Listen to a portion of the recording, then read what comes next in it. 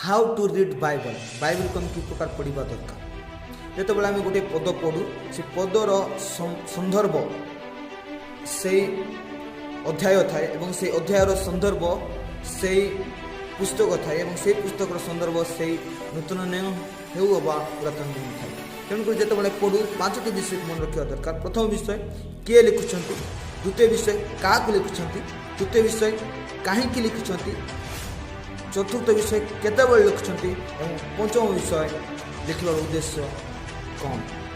तो पांचटा विषय को मन रखी हम जो बाइबल पढ़ू ताले आम कि बुझीपर और जापर जे एक्चुअली बाइबल आम एवं समस्त कौन कहुए कहीं कहुच्छे। बहुत लोग बुझीपारती ना और गोटे पद को नहीं तार अलग मीनिंग काढ़ी व्यवहार करती ताहा बिल्कुल ठीक नहीं जेहेतु बाइबल विधि पर विधि दाढ़ी पर धाड़ी और एथी अल्प शिक्षा बुझा दरकार।